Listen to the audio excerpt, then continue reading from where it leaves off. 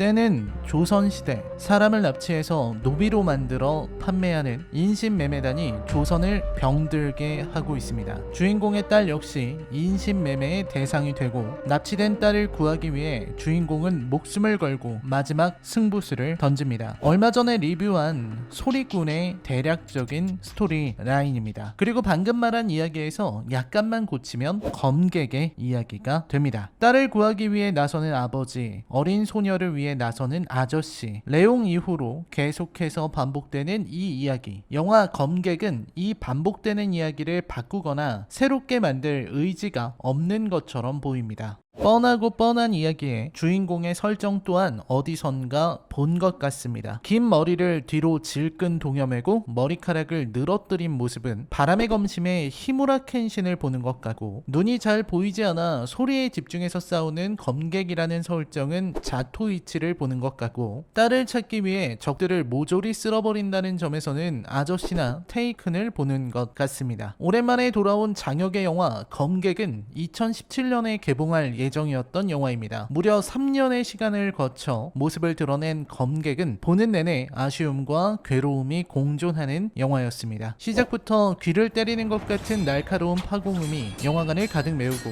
잘 알아볼 수 없는 액션 장면이 흘러갑니다. 그리고 허공을 응시하며 느릿느릿 움직이는 장혁을 보면서 참 많은 생각을 했습니다. 영화의 중심에 서 있는 것은 B급 액션입니다. 다양한 무기와 검술이 나오는 이종 격투기 무대와도 같은 영화. 액션을 보여주기 위해 만든 영화답게 영화는 처음부터 끝까지 강렬한 액션을 선보입니다. 단지 그것만으로도 볼 가치는 있는 영화입니다. 한국 영화에서 이 정도로 검술 액션을 선보인 예는 찾아보기 어렵거든요. 수십 명의 적을 베어버리는 장혁의 액션은 시원한 부분이 있습니다. 많은 면에서 바람의 검심 실사화 영화가 떠오르고, 저 역시 실사화 영화 도쿄 대화제 편, 전설의 최후편을 다시 돌려봤지만 비교하기에는 어려움이 있습니다. 제가 그렇게 생각하는 이유는 뒤에서 말씀드리도록 하겠습니다. 장혁의 액션이 빛난 조선판 아저씨 검객 리뷰입니다. 여러분, 이제부터는 치명적인 스포일러가 포함되어 있으니 시청에 유의하시길 바랍니다. 또 비교를 위해 바람의 검심 전설의 최후편의 스포일러도 일부 포함되어 있음을 알려드립니다. 아울러 저는 철저한 비판을 목적으로 리뷰하고 있습니다. 그럼 리뷰 시작합니다. 저는 일본 영화, 작금의 일본 영화에 대해서 비관적인 전망을 지니고 있는 사람입니다. 저는 2019년에 매주 한 주도 빠지지 않고 일본 박스오피스를 살피고 분석했고, 그 결과 일본 영화가 얼마나 깊은 수렁에, 더는 빠져나올 수도 극복할 수도 없는 수렁에 빠졌는가를 실감했습니다. 한 가지 더 덧붙이자면 저는 와츠키 노부히로의 바람의 검심을 그리 좋아하지 않습니다. 그런 제가 보기에도 오토모 케이시의 바람의 검심 전설의 최후편의 액션은 혀를 내두를 정도였습니다. 엄청나게 긴 액션 장면이 쉬지 않고 이어지는데도 그 장면의 완성도, 동작과 동작의 연결, 액션의 합리성, 판타지의 현실적인 구현도가 거의 극한에 가까워서 만화 원작임을 감안하더라도 눈을 뗄 수 없게 만듭니다. 일본식 칼부림 액션의 정점에 선 작품이라고 해도 저는 반쯤은 고개를 끄덕일 것 같습니다. 물론 이 과장된 칼부림과 정적인 칼부림 사이에는 큰 간극이 있지만 칼싸움에 대한 미학이라는 측면에서 바람의 검심 전설의 최후편은 확실히 검술 판타지를 구현한 가장 뛰어난 영화일 것입니다. 해당 작품의 영향을 받았든 받지 않았든 바람의 검심 실사화 영화가 얼른 떠오른다는 것은 영화 검객의 액션이 비슷한 결을 추구하고 있기 때문이라 생각합니다. 검객의 액션 역시 검술 판타지의 구현이라는 측면에서는 바람의 검심과 같은 미학을 추구하기 때문입니다. 화려하게 휘두르는 검, 최고의 고수들의 대결이라는 비장함, 1대1의 검술 대결로 모든 갈등을 끝내는 구성, 액션 하나로 모든 것을 납득시키려 한다는 점에서 유사하죠. 예를 들어서 바람의 검심 전설의 최후편에 등장하는 시노모리 아오시는 뜬금없는 캐릭터 낭비의 전형입니다. 도대체 왜 나오는지, 왜 집착하는지, 왜 싸우는지 제대로 된 설명도 없는 최악의 캐릭터죠. 그럼에도 영화를 보면 아오시가 꽤 인상적으로 직접적으로 뇌리에 남는다는 걸 알 수 있습니다. 켄신과 싸우는 장면에서의 몰입감이 엄청나거든요. 그냥 액션 하나만으로도 캐릭터가 의미를 가지게 되는 겁니다. 그렇다면 검객은 어떨까요? 솔직히 말해서 검객은 장혁, 그러니까 태율에게 올인한 영화입니다. 태율의 액션은 확실히 납득이 됩니다. 장혁이 보여주는 모습이 멋지기도 하고요. 삐딱하게 선 태율의 모습, 정광석화처럼 움직이는 태율의 검이 태율이라는 캐릭터의 강함을 전달해줍니다. 적어도 태율만큼은 건졌다는 것이 제 의견입니다. 물론 외적으로는 히무라 켄신을 닮고 특징으로는 자토이치를 닮았지만요. 문제는 다른 캐릭터들입니다. 앞서 언급한 시노모리 아오시처럼 액션만으로 납득시킬 수 있는 캐릭터가 거의 없습니다. 조선 제1검이자 검으로 겨루는 거라면 지대한 관심을 보이는 타고난 무인 민승호 역시 액션은 보잘것없습니다. 물론 형이 정해지지 않은 태율과는 달리 정확한 검술 자세를 취하는 것으로 차별점을 어필하려 하지만 그뿐이죠. 민승호의 액션은 여타의 다른 사극 액션과 다르지 않았습니다. 이러다 보니 캐릭터의 강함을 설명하기 위해 미사 여구와 패턴식 전개가 동원됩니다. 즉 A가 강하다는 것을 보여주기 위해 굳이 B를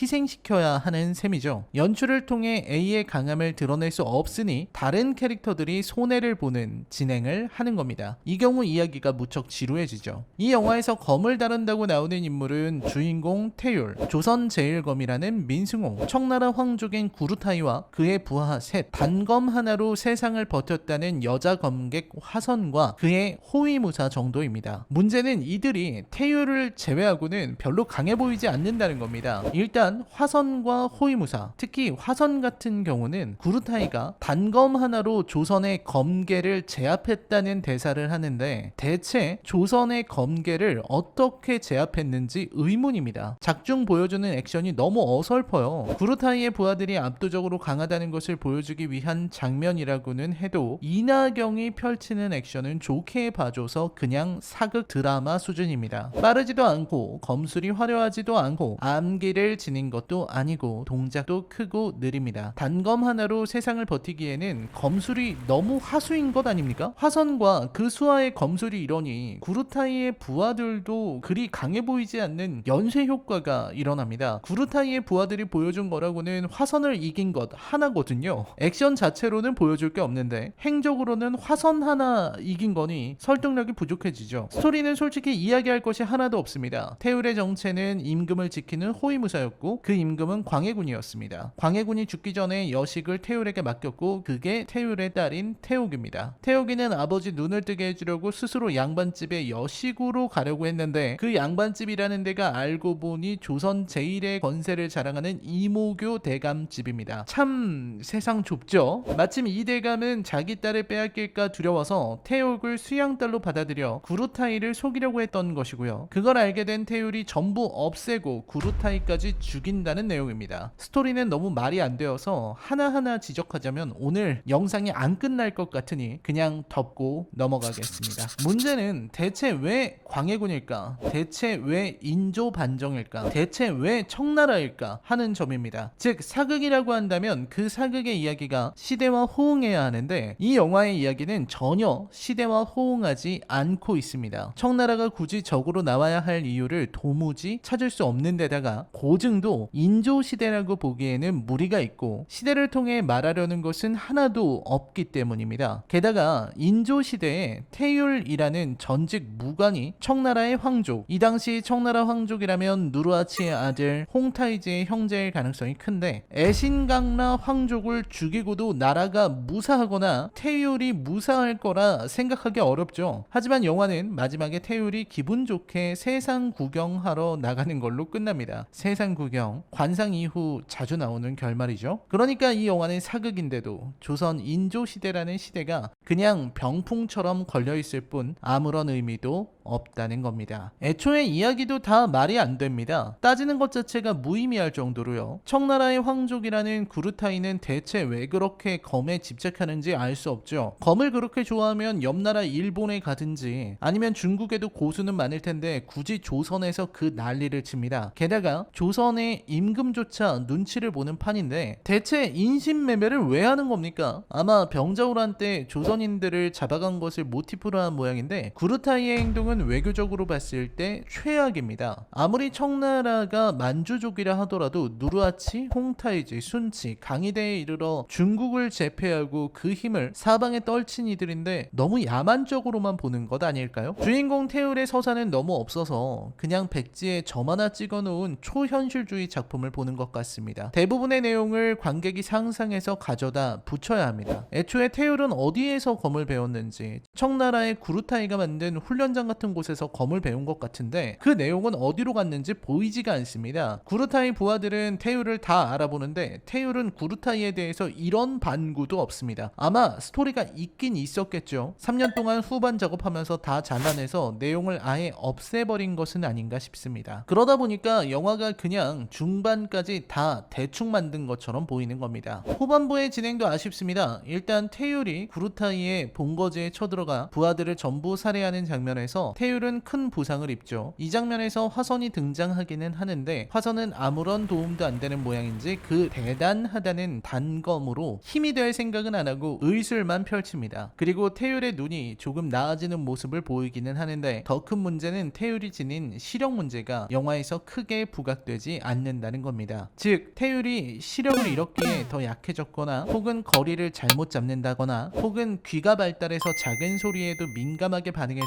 적의 공격을 미리 대응한다는 식의 묘사는 전혀 일절 등장하지 않습니다. 그저 장혁 혼자 고개를 살짝 기울이고 중간마다 뭔가 듣고서 움직이는 식의 액션을 할 뿐입니다. 이럴 거면 시력 문제를 왜 둔 건지 모르겠습니다. 물론 위기에 빠졌을 때 눈앞이 흐릿해지는 장면이 들어가기는 했는데 그때는 이미 적들을 전부 도륙하고 부상도 입은 상태입니다. 그러니까 태율의 최대 약점이어야 했을 시력 부분이 그냥 아무래도 좋은 부상이 되는 겁니다. 약 한 번 다려주니까 괜찮아지고요. 태율의 눈에 부상을 입힌 민승호는 더 심합니다. 태율과 민승호의 대결은 대체 왜 넣었는지 모르겠어요. 민승호는 작품 내내 끌려만 다니다가 마지막까지 태율과 싸우는 멍청한 행동을 합니다. 조선의 아이들을 위해서라고는 하지만 그 순간 민승호가 싸울 수밖에 없었다는 것이 잘 납득이 되지 않습니다. 그래요. 처음에는 구루타이의 위세가 무서워서 검을 들지 못했다고 쳐요. 마지막에 태율이 왔을 때는 이왕 이렇게 된 거 구루타이를 같이 쳐서 죽이거나 아니면 태율을 설득해야 하는 것 아닙니까? 그럼에도 민승호는 명분 없는 싸움을 하고 태율에게 패배합니다.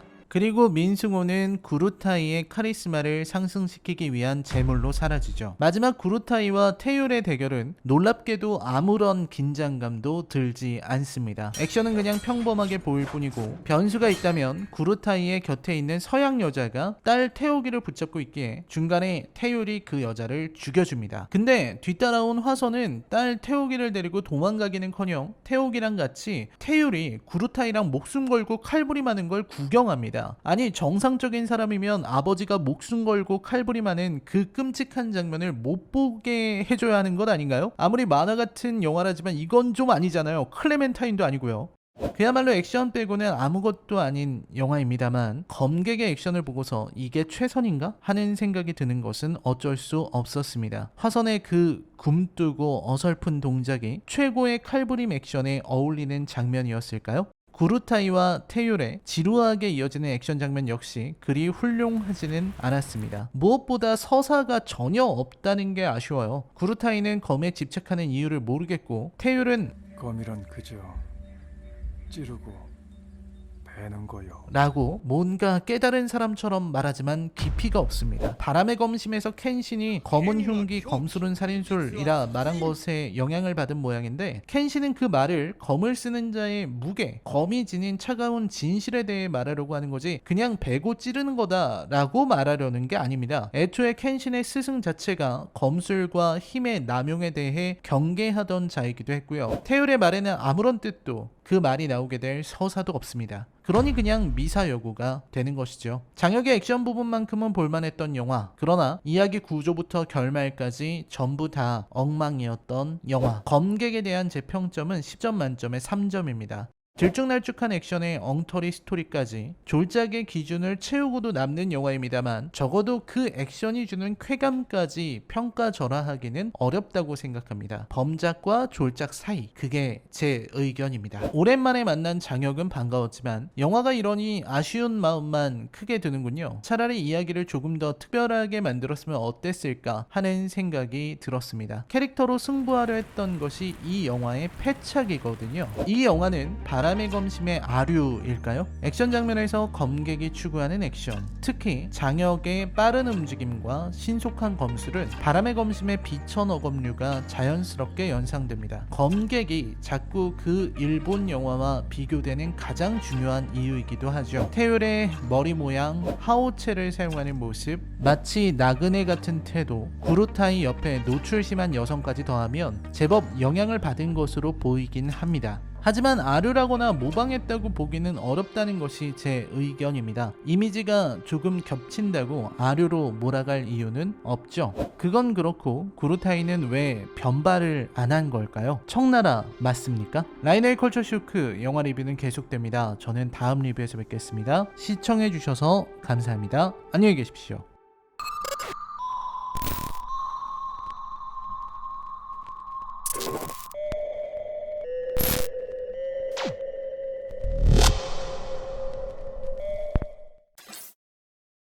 I am inevitable.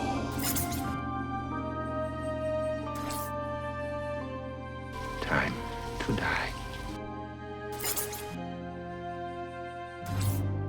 We're talking about somebody's life here. Ironically, this is not far from the truth. 넷 중 하나는 불량인 거지. It'll be one hell of a ride. I used to think that my life was a tragedy, but now I realize it's a comedy. 어차피 대중들은 개들이지.